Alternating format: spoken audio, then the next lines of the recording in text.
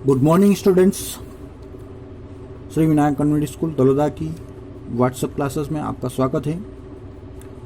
Class 9th subject maths का जो पहला चैप्टर है वो है नंबर सिस्टम। नंबर सिस्टम को पढ़ने से लिए जो मेनली हमारा जो नंबर सिस्टम है वो है रेशनल और इरेशनल नंबर्स। अगर रेशनल और इरेशनल नंबर को अगर अपने को समझना है तो उससे पहले हमको natural number, whole number, integers इनके बारे में पढ़ना पड़ेगा, फ्रैक्शन के बारे में पढ़ना पड़ेगा। एक्चुअल में होते क्या है, ये सारे नंबर क्यों बनाए, ये जितने भी नंबर मैथ्स में हमने पढ़े हैं पिछली क्लासों में और जो हम आगे पढ़ने जा रहे हैं, ये सब हमारी सुविधा के लिए बनाए। देखिए, जब हमें गिनती की ज़रूरत पड़ी, जब हमने को गिनने का काम करना पड़ा, जैसे मान लो 1 अंडा, 2 मुर्गी, 3 बकरी, अगर जहाँ पर भी काउंटिंग का काम करना पड़ा, सपोज जैसे हमने 5 उंगलियाँ है, अगर इसको मैं काउंट करूँ तो कहाँ से करूँगा, 1 2 3 4 5, ठीक है। तो ये क्या हो गए, ये जो 1 से स्टार्ट होते हैं, जो काउंटिंग नंबर होते हैं, उनको हम बोलते हैं नेचुरल नंबर। क्या बोलते हैं? Natural number. इसमें हम ज़्यादा डिटेल में नहीं जाएंगे क्योंकि इसके बारे में आपको पता है।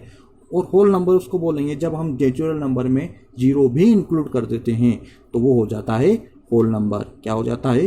Whole number. और इस चीज़ जो आपने देख रही है कि जो नेचुरल नंबर है वो n से डिनोट किया जाएगा और जो होल नंबर है वो w से डिनोट किया जाएगा।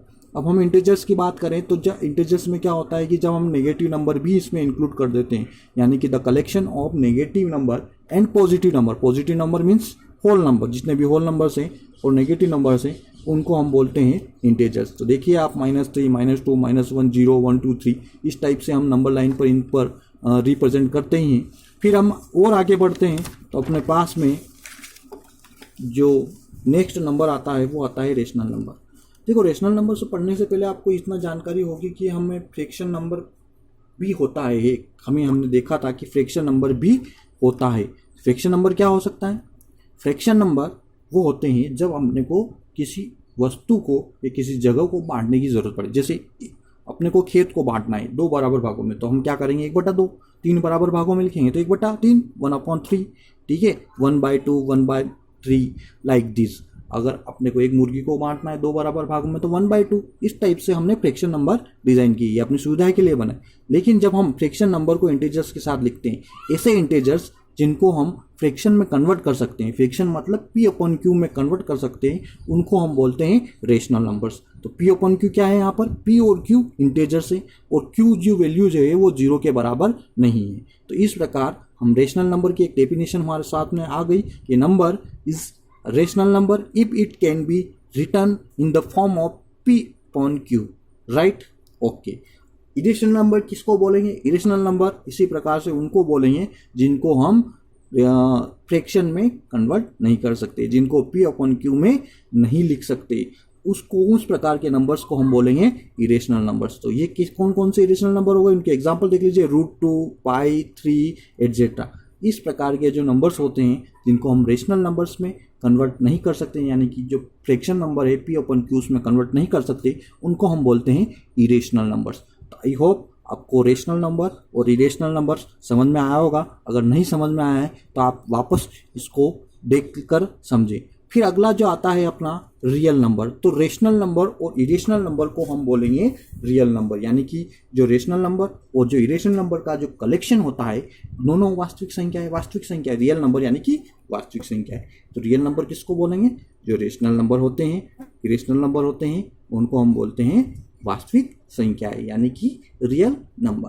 देखिए, अगर रेशनल नंबर और इरेशनल नंबर का हम डेसिमल एक्सपेंशन पढ़ेंगे तो अपने को और इनकी जो प्रॉपर्टी है वो समझ में आएगी। तो देखिए, इनकी जो प्रॉपर्टी है वो ध्यान से देखिए।